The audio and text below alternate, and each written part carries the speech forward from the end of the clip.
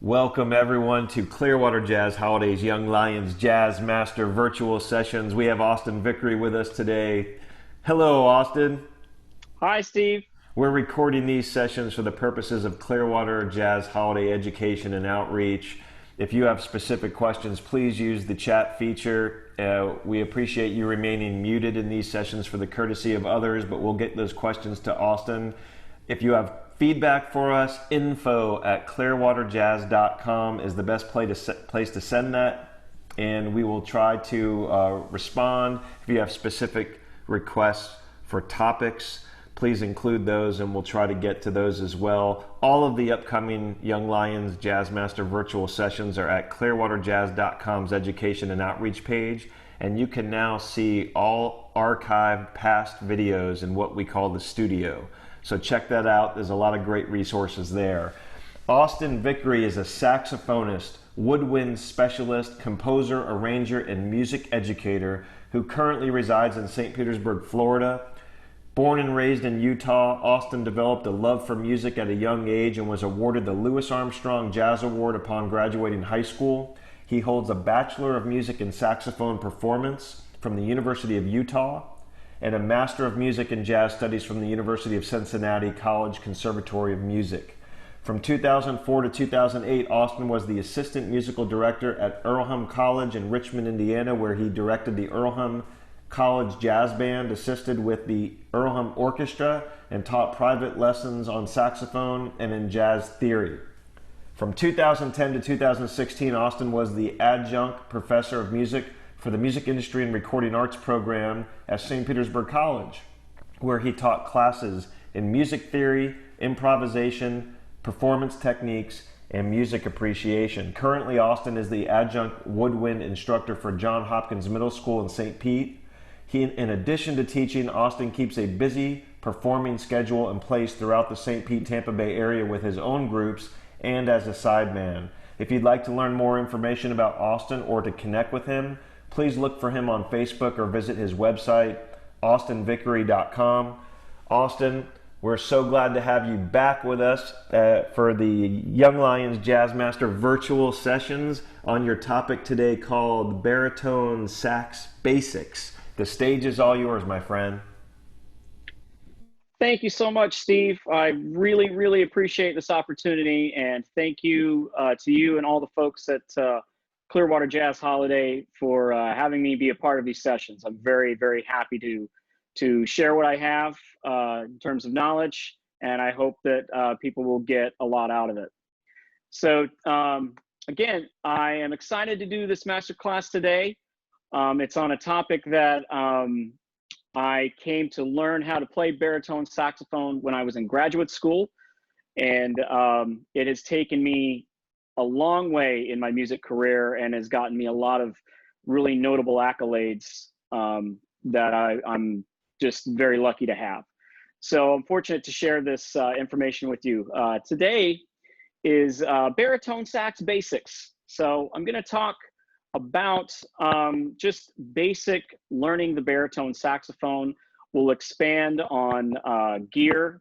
I've got my iPad off to the side that's got my PowerPoint, which you all can find in the materials on the clearwaterjazz.com/education website.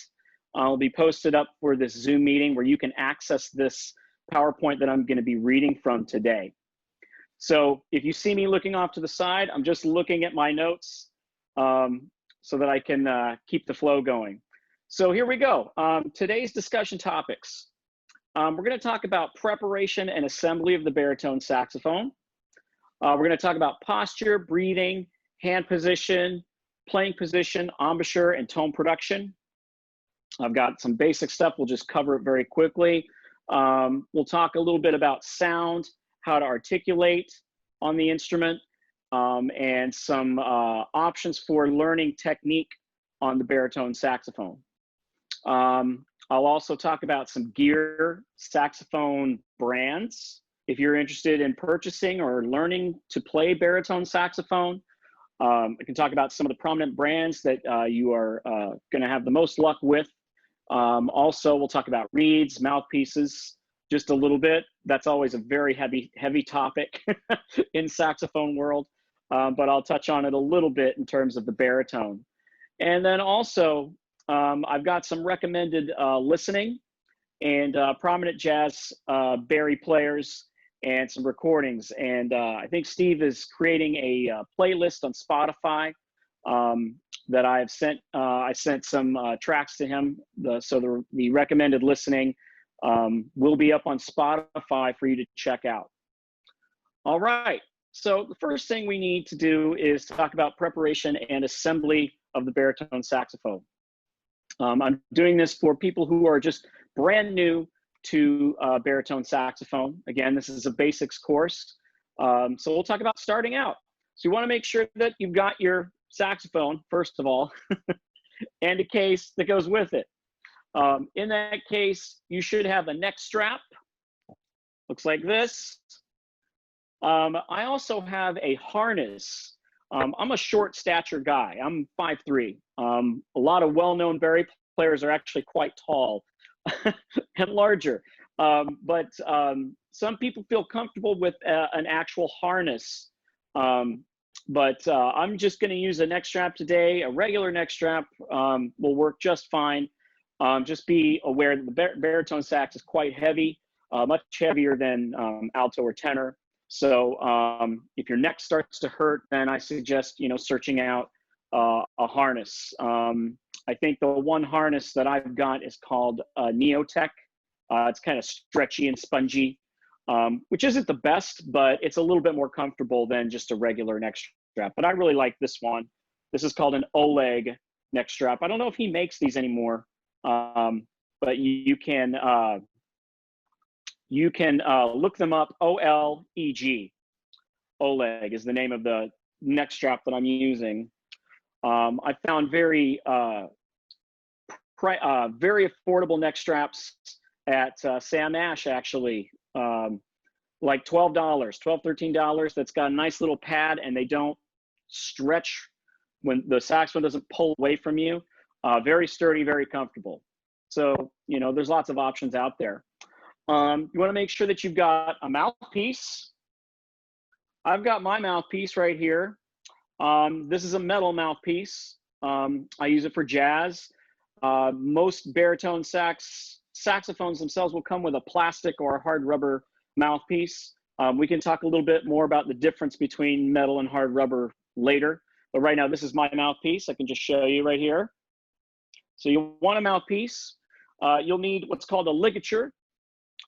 Ligature is what holds the reed in place. Mine is also an Oleg ligature. It's kind of like a gold chain type of thing, which is interesting. But it'll have screws on it. Not all ligatures look like that. Some are just metal with screws on it. You will need reed. This is what produces the sound. Very, very important. So you need reeds. You'll also want to make sure that you've got a mouthpiece cap. Okay, and that's what protects the tip of the mouthpiece when you're not playing it, and it also protects the reed. So you want to have all of those things. You also want to have with you, when you purchase your saxophone, or if you're renting your saxophone from a distributor or whatever, you can also have you want to make sure you get a care kit. They'll sell you care kits for the instruments. So like a polishing cloth, a cleaning swab. I've got a quite large and long cleaning swab for the baritone saxophone. And also some cork grease. Okay, it just looks like a tube of chapstick, but do not use it as chapstick. If you've got middle school kids and you're a band director, watch out for them using it as chapstick. You don't want that to happen. It's not the same thing. All right. So that's what you need to have to start with baritone sax. Okay, so when we assemble the saxophone, and you'll see mine is already set up here. I've got a saxophone stand. Oh yeah, that's also what you may want to have. If you're a person that wants to learn baritone saxophone and you might want to get a stand for it. You need a special baritone sax stand. I'll pull this in front of the camera so you can kind of see it. It's a pretty big stand, so you don't have to. It's a big and cumbersome instrument. Moving it around can be tricky, so you want to make sure, and tiring. So you want to make sure that you have a saxophone stand that's pretty sturdy. I've got one that's called On-Stage Stands. I want to get a new one. I think one of the best stands out there is a brand called Hercules, just like the mythical god Hercules. They make incredibly great stands and sturdy stands. All right, so this saxophone's already out of the case, but when you do grab the saxophone, at least the baritone saxophone, you never want to grab it by the keys. Oh, I'm on the wrong side. Flipped video. So on the right side of the saxophone, you'll see a series of rods that go down the saxophone like this, okay? You never want to grab like this on the saxophone, ever, okay? You do not want to grab like that. This is what's gonna be facing up to you when you open the case. So don't ever grab around the rods, okay? These are very delicate mechanisms, and even a small bump or a fall or knocking it over can knock any keys out of place and cause air leaks, which makes it incredibly harder to play and expensive to fix. So when you grab the saxophone out of the case, I'm gonna move it over here. Now notice my hands were on the rods, but I'm not really grabbing the rods, I'm just bracing it, okay? You wanna grab the saxophone by the bell, and you wanna use both hands.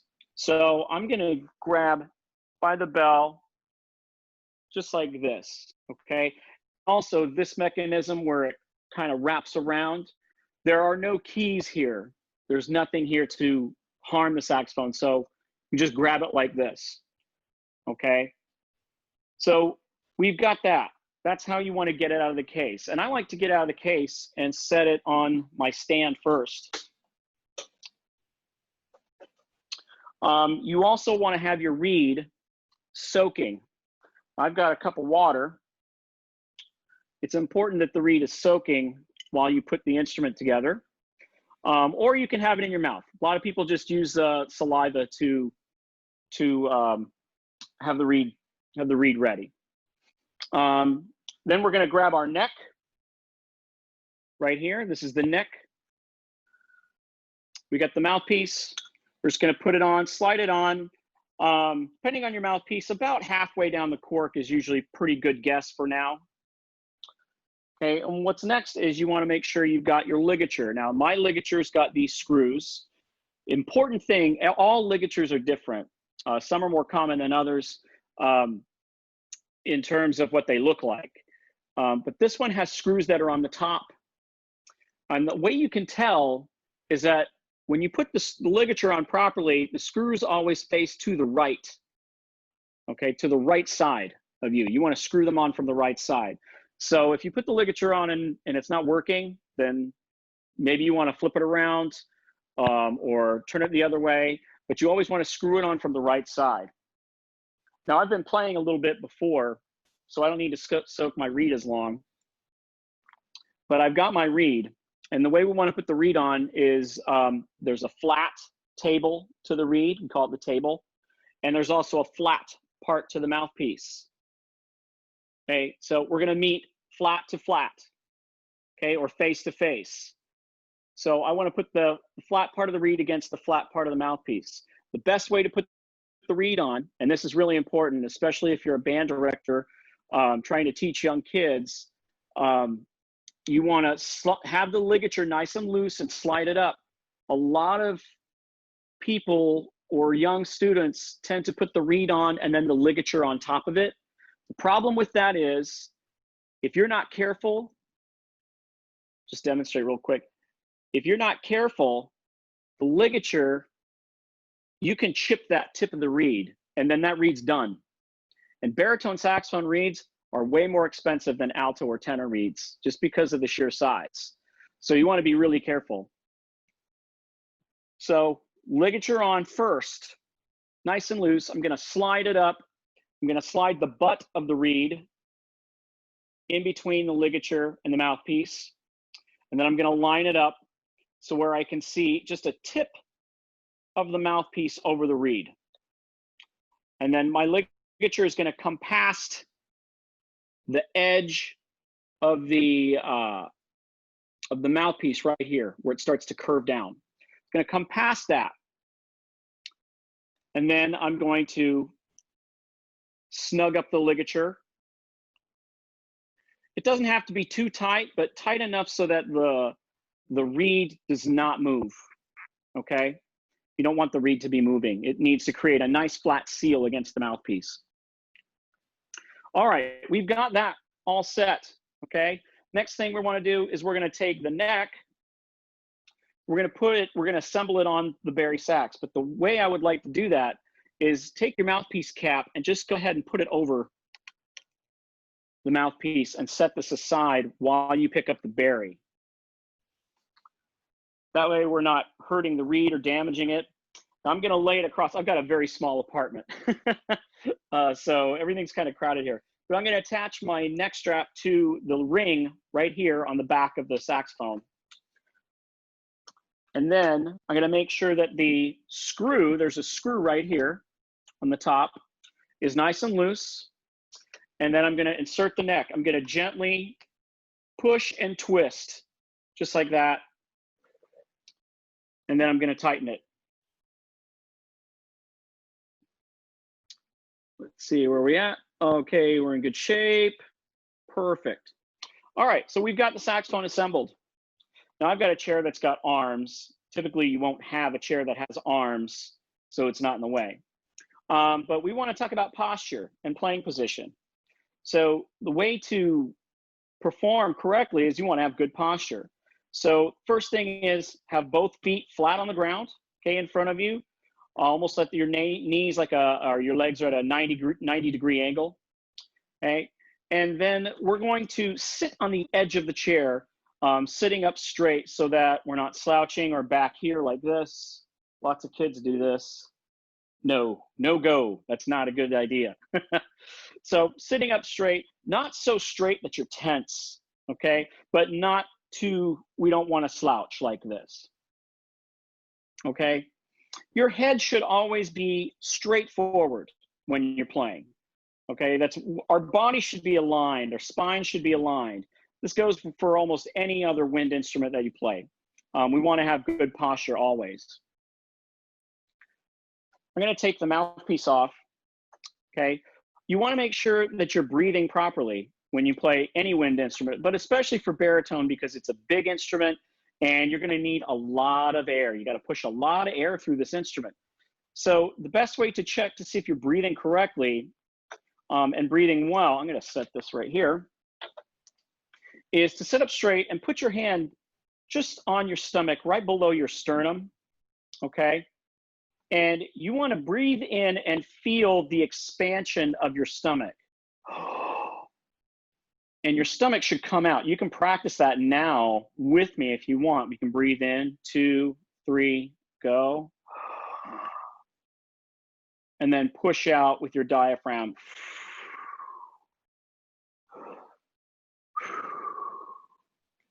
Okay, if you've ever done yoga, this is great. This is proper breathing.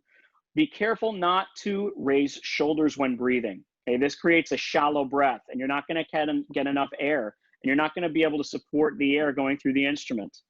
Okay, so you want to make sure that you're breathing here. A good way to test this to see if you are is laying down flat on your back, like on a bed, and taking a small item like a book or even your phone or something, setting it on your stomach, right where I put my hand here, and just breathe normally. Because when you're on your back, it's impossible for you to do this raised shoulder action, okay? And then just really feel how breathing works in your body. It's a very natural thing. All right, hand position, very quickly. So hand position, you want to be, again, just like with breathing, hand position, you want to be as natural as possible. So I'm gonna take my right hand, I'm going to set it down by my side. You can't see it. It's out of the view, but it's relaxed. You can practice this too. And then I'm just going to bring it up like this, like I'm going to shake somebody's hand, although I'm probably not going to be doing that for a while now. Sorry. But you want to have a natural curvature to your hand. And on the bottom part of the saxophone, there is a thumb hook, okay? And you're just going to keep that relaxed position and hook your thumb underneath. Your hand should naturally fit onto the pearls. Now my saxophone is black, so it's hard to see, but I have black pearls on here, okay? And my hand position is very relaxed, normal. I can press the keys with almost no effort at all. Okay, so you want to have a relaxed hand position. Same thing here on the left hand as it comes up. So typically where you want to put your hand is, there's a key. This is hard to get with the visual. There's a top key. You want to avoid that key first and come to the second key. Then there's a tiny key. You're going to skip that key, put your middle finger there, and then your ring finger here. And on this side, your pinky operates a bunch of these spatula keys, we call them. So that's where you're going to put your hands. On the back, there is a thumb placement. Let's see if I can get it. There we go. You can see where it's kind of worn down. That's where your thumb goes. A lot of modern baritone saxophones have two keys. This one's the register key. This one is the low A key. That's the lowest note on the bari sax. Some older bari saxes don't even have this key, but modern technology and evolution of the baritone saxophone has forced the creation of this low A key, which is a super fun note. And if we have some time, I'll be able to play it for you. All right, so we've got our hand position. Okay, playing position is the saxophone is going to go to the right of your body, okay? And you do not want to have a leaning posture like this. This is a very common beginning thing to do, is to lean. And we want to avoid that. Always keep a straight posture. And the saxophone should naturally, the neck should come right up to your mouth. And if it doesn't, then you need to adjust your saxophone. Adjust your neck strap. Never move to the saxophone. Make it come to you, okay? Keep your good posture. Always make it come to you. If you have to adjust the neck slightly to get a posture, you have to adjust the mouthpiece. Sometimes we need to twist it, because if it's twisted too much this way, then my head's going to be cocked out this way, and I don't want to have a cocked head like this. And again, my head needs to be straight forward when I play, just like that, okay? Embouchure. I see that we're kind of running a little bit low on time. Steve, how am I on time? Austin, you're doing great. We don't have any time limitations today, so don't feel constrained. Take all the time you need. Great, thank you. I'm kind of like, oh no, it's close to 5. All right, great. Well, this makes me feel better. You're all good. Embouchure. Thank you so much. Okay, so to demonstrate embouchure, and that's a fancy word for how you hold your mouth with relation to the mouthpiece to make a sound. That's a fancy word. I'm going to set the whole saxophone on my stand, and I'm going to just use the neck and mouthpiece, okay, to make a sound. And I highly recommend this to people who are starting out on the baritone saxophone. If you're just starting out, if you've never played any kind of saxophone before, and I always start my students on the mouthpiece and neck. I do the same thing for beginning kids in middle school. I start them with the mouthpiece, reed, and the neck first, and get them to make a sound. So I do this. I would recommend the same thing to adults, high school, anybody who's just learning how to play. So with our embouchure, you're going to start by rolling your bottom lip, about half of it. Now everyone's lips are different. Some people have thin lips, some people have thicker lips. About half of it over your bottom teeth, like this. See my teeth? Just like that. You're gonna roll it in, okay? And you're gonna place about half an inch of the reed in your mouth. Like that, okay? Your top teeth are going to rest, and I say rest, not bite, because we're not trying to bite into the instrument, okay? We wanna be firm and support the reed. So we're not gonna bite, we're gonna rest. We're gonna rest the top teeth on the mouthpiece, about a half inch in, just matching the bottom lip. And the top lip is going to just rest down on top of the mouthpiece like so. Okay? Okay, now, one of the most important things is the corners of your mouth. What to do with the corners of the mouth? The corners of the mouth are going to focus inward, like you're saying the syllable to or do. Now, it's not ooh with a pooched out lips like this, because our lip is going to be curled in, and this lip is going to be resting on the mouthpiece. So we want to do this ooh. Okay? It's really important that the corners of the mouth are turned in this ooh, because if they're not, then it allows us to more easily not support the air. And the cheeks are going to probably inflate. There's a big myth sometimes floating around about, oh, to get more air, I gotta have my cheeks inflated. No, no, no. Okay, we wanna focus the air. So we're not going to inflate our cheeks. Really, really careful about that. So keeping the corners inward as if you're saying do or to help with that. Okay, and then finally, the last thing is to make sure that you're having a flat chin. And by flat right here, I've got a lot of hair, so it's hard to see. But you can pretend like you're pointing your chin down to the floor. That'll help draw it down and create this flatness.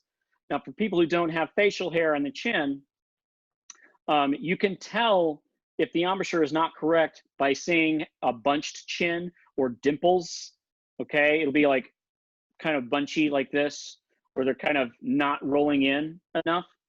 So you want to avoid that.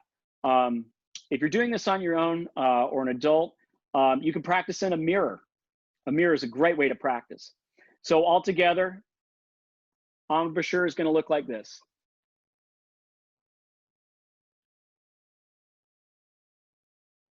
Okay, and now with this embouchure, we're just going to take a nice proper breath from here. We're going to blow until we feel some sound happen, and it's going to sound like this.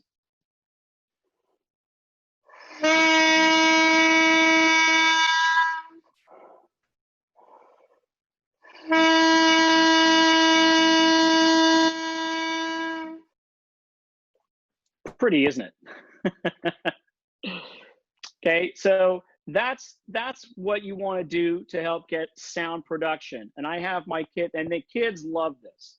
When kids are starting to first play, and this is a moment that is just really incredible to see a kid or a student who has never played an instrument before, and to see when they make that sound and their eyes just light up, or they laugh, or they giggle because of the vibration.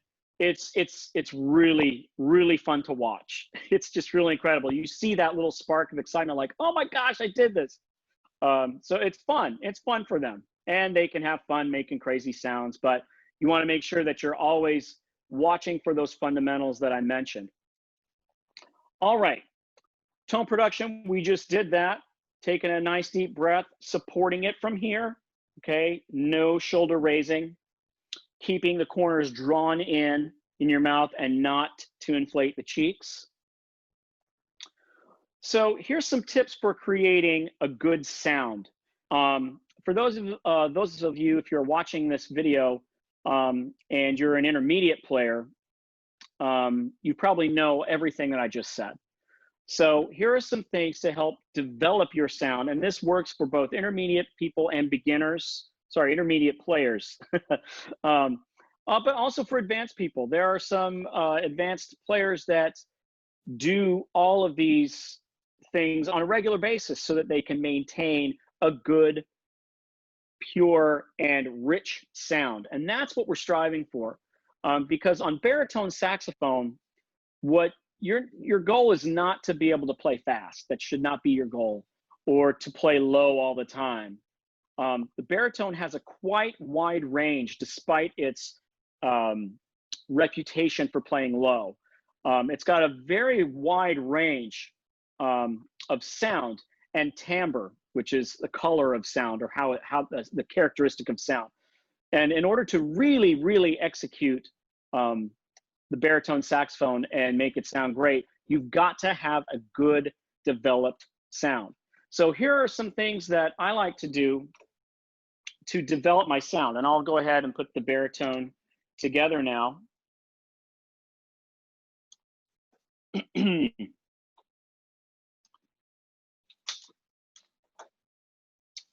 All right.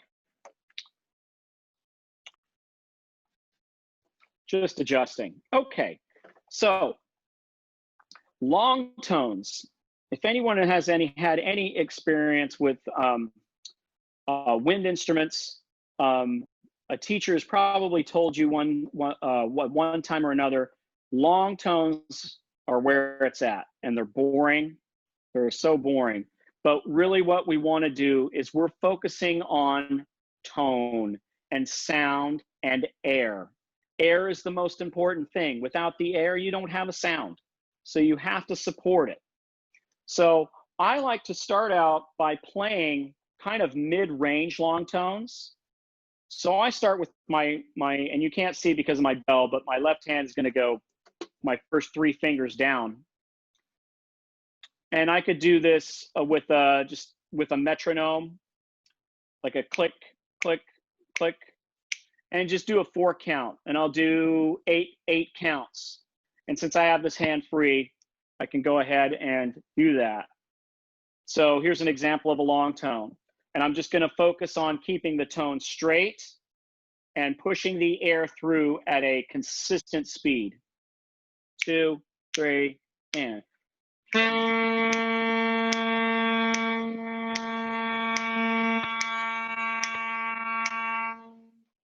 Now that actually came out higher than I planned it to be. It should have been.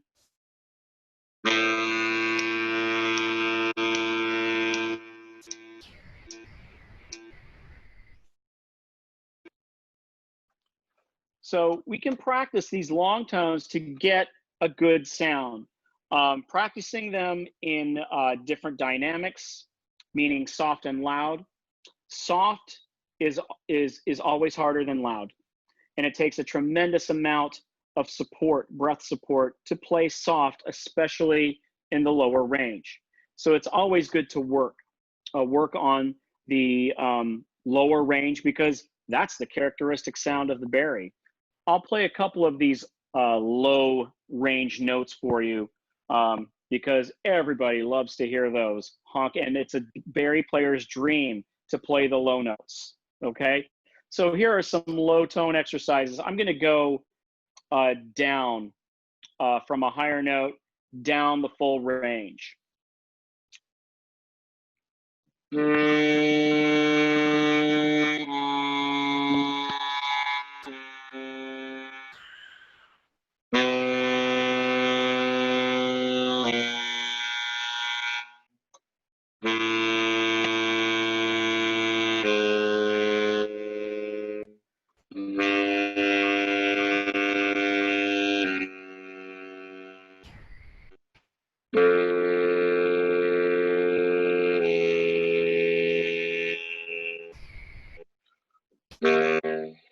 Ooh, that one's a tricky one.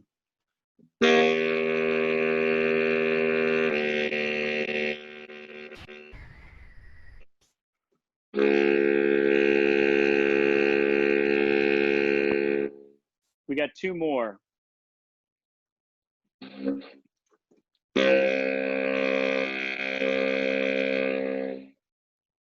And this last one is the lowest note on the instrument, that low A.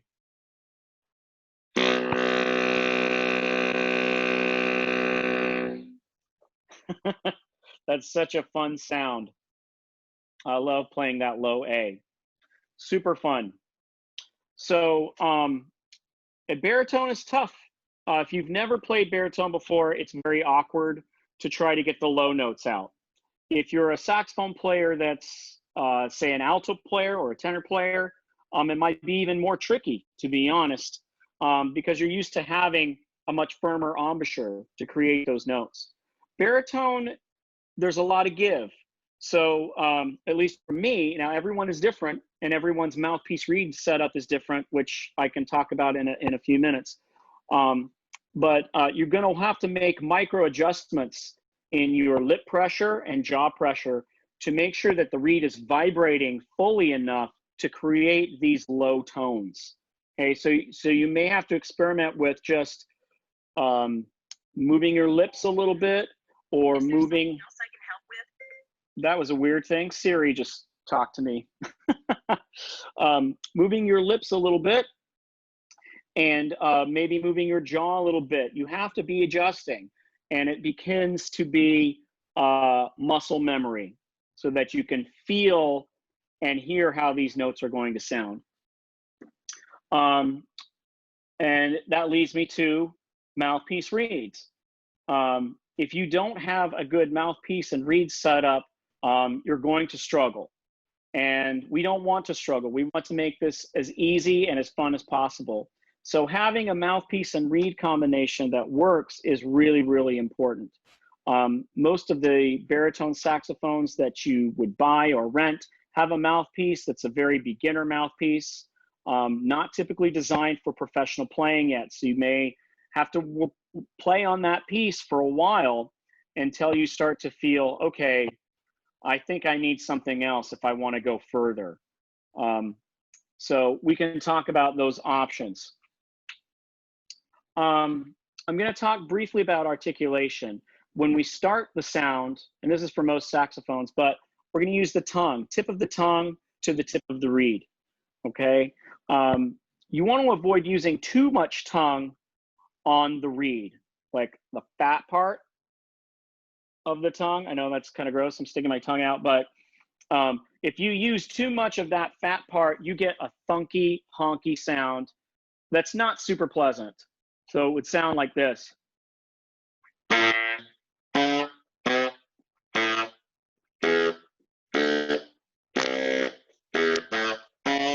Okay, we don't want that. We don't want that. So you have to learn to use the tip of the tongue.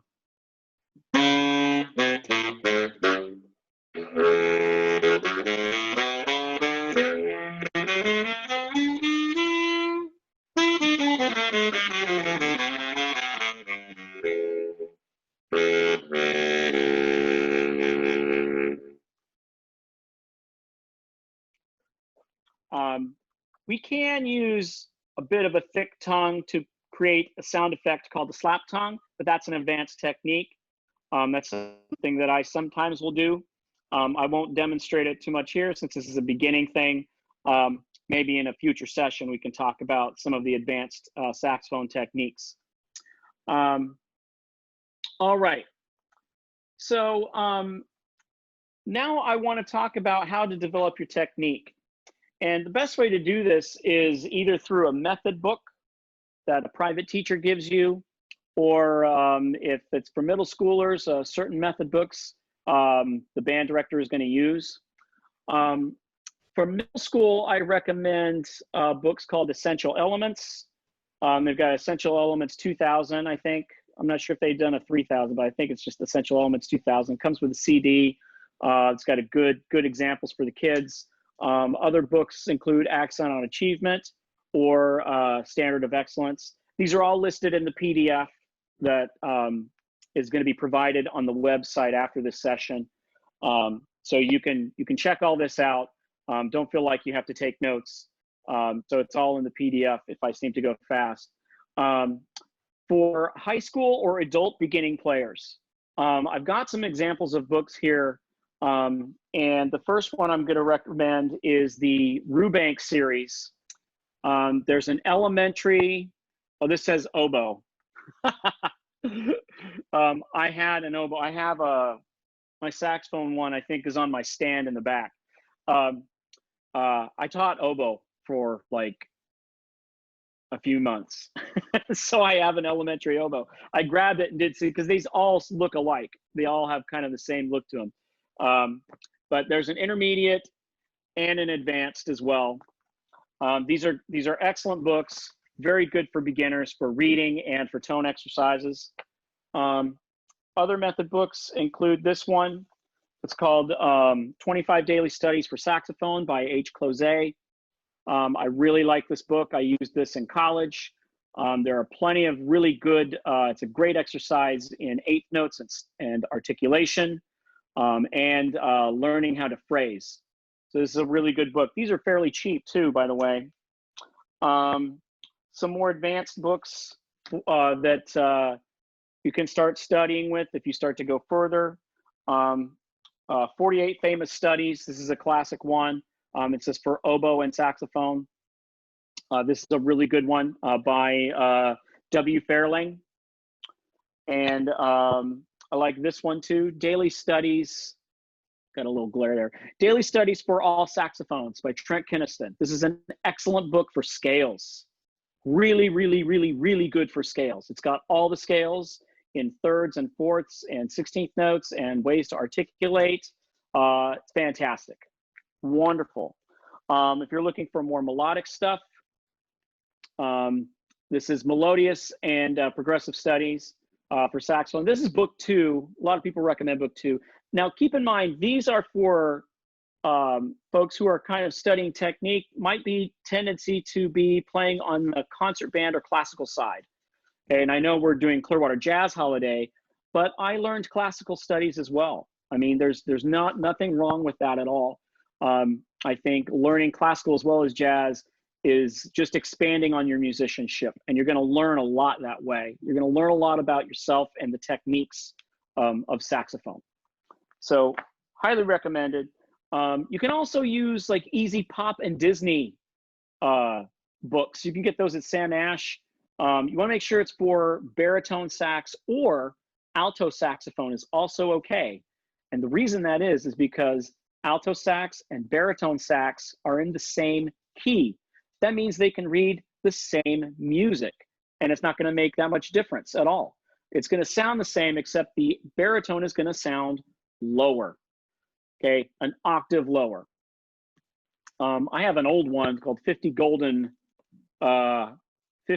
Saxophone Solos. It's got Always. These are much older songs, but I don't have a Disney one. Could do Disney is like super popular right now. So that's always fun to learn easy Disney tunes. It's a great way to develop tone, rhythm, reading skills, really good. Or a pop music one, you can get pop music ones. Now on to the jazz stuff. A lot of people are like, what kind of jazz stuff? I want to do jazz, baritone, saxophone. All right, so for jazz and modern playing, there's so many out there. I mean, I've got a lot of them, but I don't have them all. And there's new ones coming out every year. So these are just some of the ones that I have worked out of and that I like. There may be another teacher who recommends others. So you just kind of have to try stuff out and see what you like and see what's out there. The Jazz Conception by Lenny Niehaus is a really good book. This is a duets book, but he has a basic, intermediate, and advanced conception. Excuse me. And this is really good for etudes that are characteristic of the jazz style, really good for learning jazz articulation. Another one that I highly recommend for any improviser out there to develop their vocabulary is called Patterns for Jazz by Jerry Coker. This is the treble clef version. There's no different pitch for a specific instrument, so you just buy the treble clef, and it translates to all instruments. Also, there's a bass clef version for bass clef instruments, but this is an invaluable book, and it's only, I mean, it was like $25. Patterns for Jazz, love this one. If you want to develop jazz vocabulary, this is and your versatility moving through it, really, really good book. Obviously, this one has been my Bible for a long time, the Charlie Parker Omni book. It's got Charlie Parker transcriptions. And then nowadays you can just go online, just search for the tune and listen to see if it's the transcription. Back in the day when I was learning this, I had to go buy CDs, and now that sounds even dated. I had to guess, and hopefully it would line up with the recording. But they have actual record vinyl numbers attached to these. So if you're a record collector, then you can try to do that. But anyway, this is a jazz Bible, one of the many, really good one. The real book. Almost every jazz player has a real book of some kind. This is the first one. It's the legal one. There was a bunch of illegal ones floating around in the day. This is the published version, the 6th edition, published through Hal Leonard. Now this is a concert pitch book, but you want to make sure it says E flat. E flat is the one that you want. I work out of concert pitch a lot of times. Sometimes I have to as part of my job as a musician and a reading musician. So I learned how to read concert pitch, but don't worry about that. Okay, you don't need to start there. Make sure that you get E flat. The baritone saxophone is in the key of E flat. So you want to get that first. Okay. Another great series that I have a few books from, and I just chose this one, is Jerry Bergonzi's Inside Improvisation. This is volume 2, Pentatonics. Pentatonics are scales that are real easy to learn. They can get you around, they can get you starting improvising very quickly. It's only 5 tones, pentatonic, 5-tone. But this is kind of an advanced book for those who've done some study already with tone and can get around the instrument. Obviously, for people who can read, I would recommend this for intermediate to advanced players.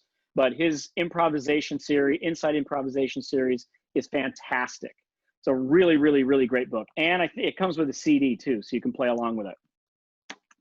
The old tried and true Jamie Aebersold play-alongs. I think you can buy them digitally now. I'm not sure. There is a CD floating around of a bunch of them. But I have a very large collection that I've bought of Jamie Aebersold books and play-alongs and recordings. These are a really great source for learning how to improvise, for jazz scales, and for learning the jazz language and jazz songs and standards that are played a lot. So that's just a slice of the amount of resources and educational material that is out there. If you have questions, you can contact me about some more stuff if you want, but all of this is included in the PDF. All right, I know we're getting close to an hour here. I'm almost done, but let's talk briefly about gear, saxophone gear. Okay, I could probably go another hour, but we're not going to do that. So, saxophone brands. Okay, you're in the market to get a baritone saxophone. Where do you start? How do you know what's good? There are so many brands out there. It's incredible. Some of the brands, I'm going to list a few of the most famous and prominent brands, and probably the most trustworthy brands that I have found to be good for beginners, intermediate, and advanced players. So the saxophone that I'm playing on, this is a Cannonball. Cannonball is a company based out of Utah, Salt Lake City, which is where I'm from. I'm not from Salt Lake City, but I'm from Utah. And they're a fantastic company. They make tremendously good horns, and usually for a fairly affordable price. I really like their baritone saxes. This one was just such a deal. I had to snatch it up. It played so well. The fact that it was black all around, that's just coincidence. I played a lot of different saxophones, and that's it. If you've never played sax and you're looking to buy, I highly recommend getting a teacher or a professional that's a friend to go with you to the store to try them out, or have that person try them out for you. It's so worth it. Otherwise, you're just going to be buying blind, and that can be a disaster because these things are not cheap. They can be 2 or 3 times what an alto is, just depending on depending on the brand and depending on if it's used or new. So, I mean, baritones can range anywhere from $2,000 or $3,000 up to 10 or 12 or 15,000. It just depends. So you want to be careful. Shop for your budget, but you know, I recommend if you've never bought a saxophone before, find a professional to give advice or to go with you if you can. Most professionals or teachers like myself are more than happy to, and I've done that with several students to help them choose a horn or choose a mouthpiece or choose gear. More than happy to do that. If you are, other brands. Selmer, that's one of the most famous brands. Yamaha, I have a Yamaha tenor I really love. Kyle Worth is also a good brand. Yanagisawa, which is my alto and my soprano. I have both Yanagisawas. Jupiter makes a pretty decent horn. P. Marriott, some older horns that you can look out for that might be cheaper if they play well are Martin, Kahn, or King brands. You can usually find these maybe in pawn shops or yard sales for fairly cheap, less than $1,000 probably. Just depends, and hopefully it will play well. It may require maintenance, you never know, because those horns are pretty old. Mouthpieces. I mean, those are my recommended brands. There's tons of brands out there. You just got to search. But mouthpieces, in terms of concert band, because concert band baritone or classical baritone, there's a couple of selections that I would recommend. A Selmer C-Star or an S80 mouthpiece. Van Doren, the Van Doren Optimum is a good choice. I have that for my alto. I think I have an A7. You would want to get a B7 for baritone. And the V16 is also a good choice. Jazz mouthpieces. Good luck. There's a ton out there. It's incredible. But I'm just going to go over the ones that I see are the most prominent ones that I've been using. I played on a Berg Larsen for a long time, B-E-R-G Larsen, and I really enjoyed it.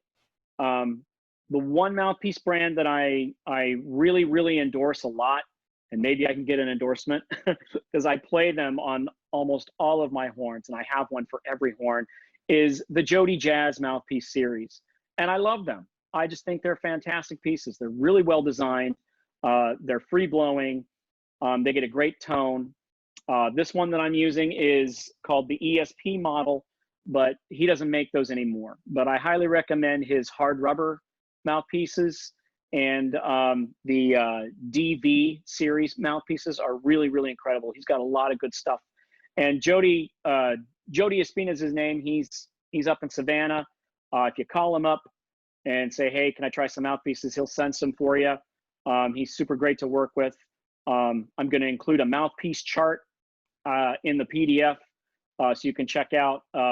It's got a list of all the prominent mouthpieces and comparisons with Bright, beginner, intermediate, advanced. It's a really great source. Some other ones that are worth mentioning: the Meyer mouthpiece, Autolink, Theowani, Ponzol.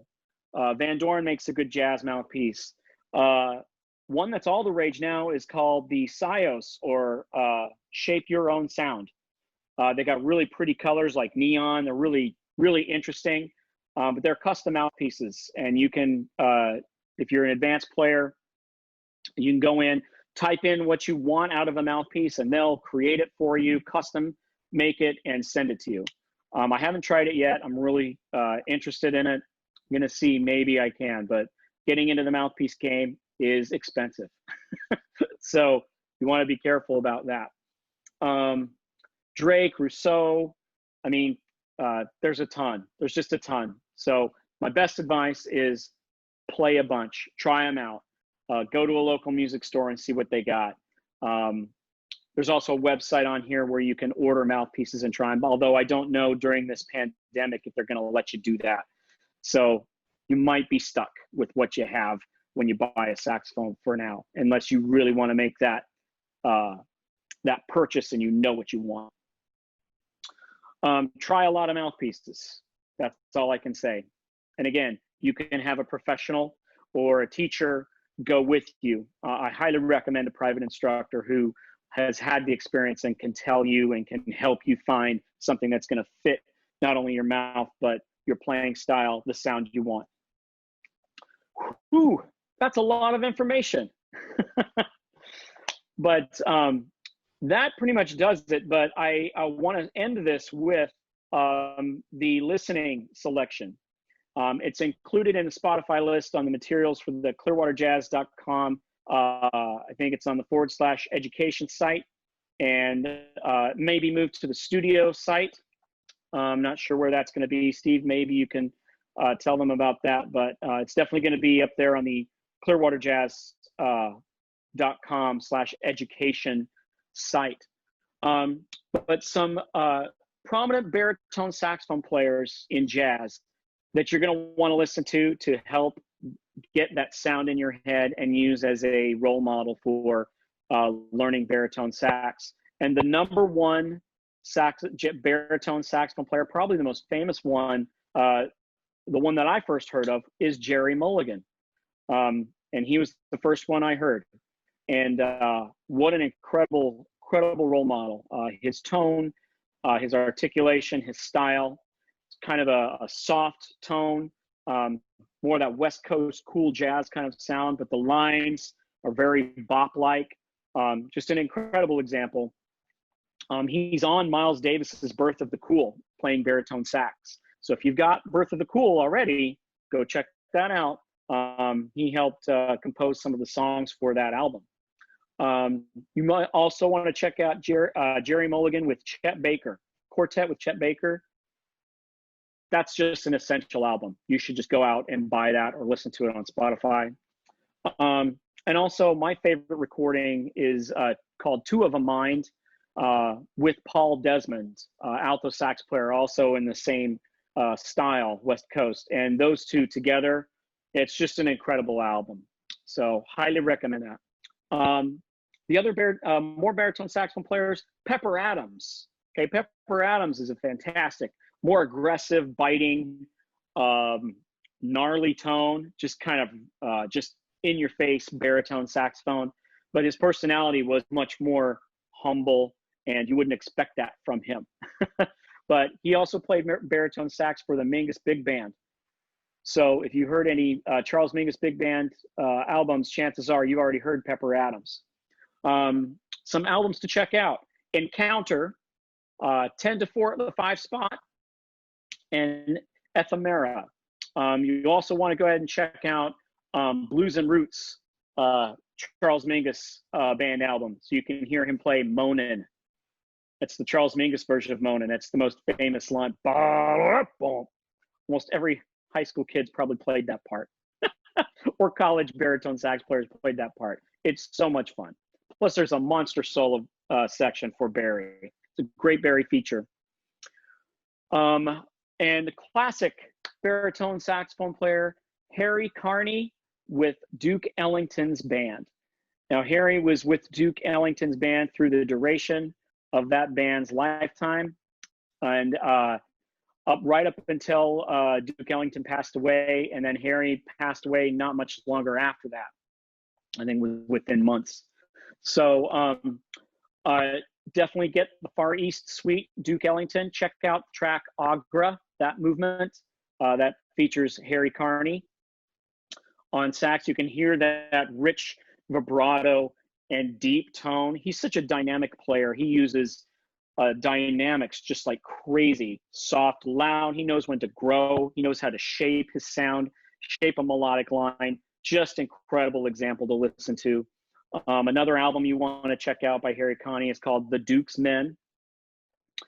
And there's a YouTube link that I've included in this PDF with Duke Ellington playing piano and Harry Carney playing one of his most featured songs, Sophisticated Lady.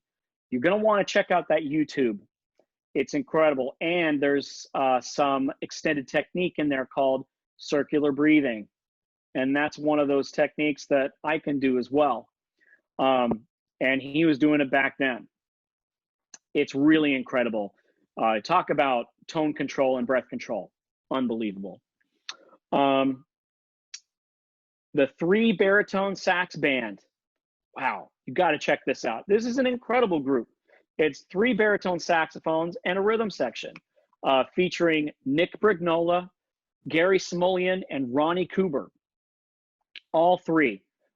It's just a fantastic album. They play Jerry Mulligan tunes. And then also, to dovetail that, just check out each of those guys on Spotify. You can check them out on the artists. Nick Brignola, Gary Smulyan, Smulyan, excuse me, and Ronnie Cooper, Cuber. Unbelievable baritone players. Definitely a little bit more modern and edgy, post-bop type of players. The last one I'm going to mention is Serge Cheloff. Now, he only lived to be about 33 years old, but he was featured mostly with the Woody Herman Band, and he didn't really get to be super famous, but people in the saxophone world will know his name. He was one of Woody Herman's original 4 brothers, and you can check out that track called 4 Brothers. He plays baritone saxophone on that track. Another album by him is called Boston Blow Up that you want to check out. There's some other notable players. I'll just kind of list them here. There's a ton of Bari players out there, and I'm going to list a baritone sax website you can go to check out as many as you want. Joe Temperley, he plays with the Lincoln Center Jazz Orchestra. Hamiet Bluyett, Bill Perkins, Cecil Payne, Claire Daly, Leo Parker, James Carter, and James Carter plays all the horns, but you should hear him on Bari. It's ridiculous. Dennis de Blasio, Jimmy Giuffre, Joe Pellegrino, and Leo Pellegrino. Some people might have heard of Leo Pellegrino.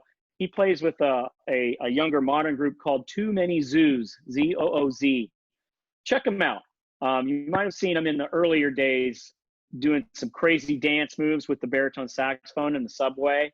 He's got crazy hair, colored hair. You got to check it out. He's wild, man. All right. And lastly, some sources that you can go to online to check out more baritone sax goodness. Check out the Jazz at Lincoln Center YouTube channel. They've got some really good instructional videos featuring Joe Temperley. This is a great site I found. It's literally called jazzbarisax.com. A gold mine of information for baritone saxophones. It's got everything from articles on mouthpieces, reeds, gear, history, players. It's got everything. It's fantastic, and it keeps getting updated. So check it out if you're really into baritone saxophone. I included a link to jodyjazz.com, the mouthpiece facing chart. So there's a little guide that'll tell you the types of mouthpieces and their brands and numbers on beginner, intermediate, jazz, light, dark, the kinds of sounds. You can use that as a guide. It's a really great guide. And then for gear, in terms of care, reeds, and accessories, you can visit www.wwbw, and that's .com. That stands for Woodwind and Brass Wind. I usually order all my stuff from there. If I can't get it in a store, I go there and I order, reeds, cord grease, cleaning kit if I need it, mouthpiece brush, all the accessories, and they have instruments on there too for sale. So you can check that out to your heart's content. Be careful of your budget.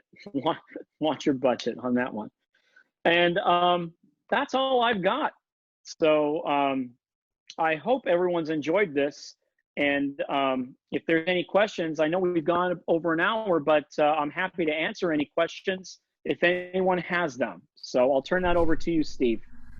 Austin, what a great session. Thank you so much. We're so lucky to have you working with us in the Young Lions Jazz Master virtual sessions. You always approach everything with such preparation, and these sessions are just so great. So we really appreciate it. You're a tremendous player as well, and we love having you participate in Clearwater Jazz Holiday events, certainly at the festival. And for those that are listening today and in the future, we do have the session materials that you referenced up with your topic right now. Right now it's listed under the upcoming sessions for today, and as you mentioned, we're going to be moving that into the studio archive under the saxophone section, so people can access that wonderful resource you put together, but they also can access the Spotify playlist of these pieces that you were referring to. Such great stuff, and so take a look at all these upcoming sessions. Austin, you're going to be back with us on July 15th for a session that has a piano theme to it, a piano lesson from a horn player. So we're really looking forward to that, talking about why jazz horn players should learn piano, right? Absolutely, Steve. Yes.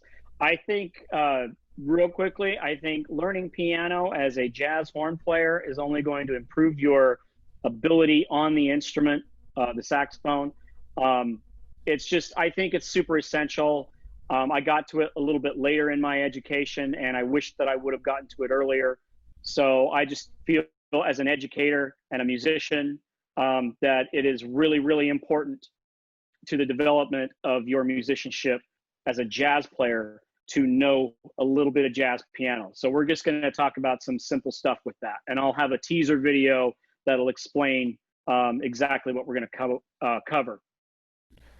That's great. So that's on July 15th, and then you're back again with us on July 21st with how to incorporate bebop into your improvisation. So we're really looking forward to that as well. ClearwaterJazz.com's education and outreach page, you can see all the upcoming topics and participating musicians and educators. We've got a great one tomorrow with Brandon Robertson, who's a director of jazz down at the Gulf Coast University, and he's going to be back with us over a few additional topics as well. Just great players. You know, Valerie Gillespie is going to be with us soon. Pete Carney, who's a director of jazz at the State College of Florida in Bradenton, and many others. These sessions are added almost daily and are programmed into August and beyond. And again, take advantage of the studio resource. All of those recorded sessions are free. We're also in the process of launching a podcast. So if you are a podcast person, I believe that the Young Lions Jazz Master Virtual Sessions is now available on the Anchor platform, Apple Music, and Pocket Casts, with more to be added shortly, like Spotify. So a lot of the full session audio versions are up there already. So if you go to Apple Music, for instance, and you type in Young Lions Jazz Master Virtual Sessions, you'll see a handful of these sessions that we've had, with more being added often.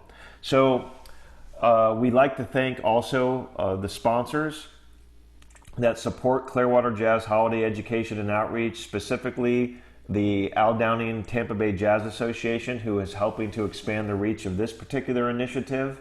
We're very thankful to our friends there. And my name is Steve Weinberger. I'm the CEO of the Clearwater Jazz Holiday Foundation. On behalf of the foundation and our entire family, we hope you are enjoying these sessions. And stay safe, everybody. Keep playing, and we'll see everybody real soon. Thank you, Austin. Thank you, Steve. Certainly appreciate you. Take care, everybody. Thank you.